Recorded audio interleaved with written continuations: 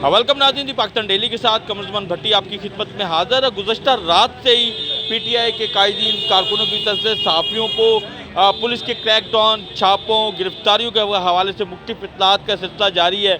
लेकिन इसके साथ साथ ये भी कहा जा रहा है कि जी छापा पड़ा, लेकिन वहाँ पे हम मौके पे मौजूद नहीं थे और पुलिस गिरफ्तार किए बगैर चली गई।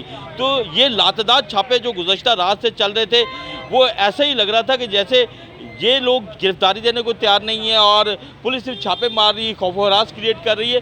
लेकिन आज यहाँ पे लाहौर प्रेस क्लब के बाहर भी इन्होंने एहतजाजी मुजाहरे की कॉल दे रखी थी। 2 बजे का टाइम था। 2 बजे राशमीन राशिद, जिन्होंने कल एक अपनी फुटेज जो बनवाई थी ज़मीन पे बैठे हुए, वो यहाँ पे आई। उन्होंने हल्की फुल्की मीडिया से टॉक की और शफकत महमूद जो पीटीआई पंजाब के सदर, उन्होंने यहाँ पे मीडिया से टॉक भी करनी थी, एहतजाजी मुजाहरे की क़यादत भी करनी थी, लेकिन वो भी यहाँ पे नहीं आए और बारों बार वापस चले गए और अपनी प्रेस कॉन्फ्रेंस भी मनसूख कर दी। सो आज पीटीआई के कारकुन यहाँ पे नज़र नहीं आ रहे लाहौर प्रेस क्लब के बाहर, और कहीं भी यहाँ पे पुलिस जो है वो मौजूद है उनको गिरफ्तार करने के हवाले से।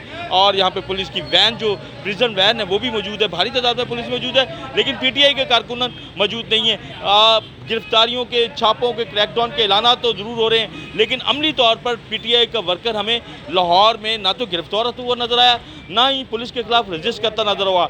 एक वाकया जो बड़ा अफसोसनाक वाकया हुआ वो मॉल्टन सी ब्लॉक में हुआ, जिसमें पुलिस के ऊपर जो है वो फायरिंग की गई और एक नौजवान जो पुलिस का जवान है शहीद हो गया। तो कहा यह जा रहा है कि पुलिस की सिर्फ वैन गुजरने पे ही इन लोगों की तरफ से प्रोपेगेंडा किया जा रहा था कि हमारे खिलाफ छापों और क्रैकडाउन का सिलसिला जारी है। अमली तौर पे ना तो गिरफ्तारी हो रही है और ना ही ये कारकुनान गिरफ्तारी के लिए तैयार है।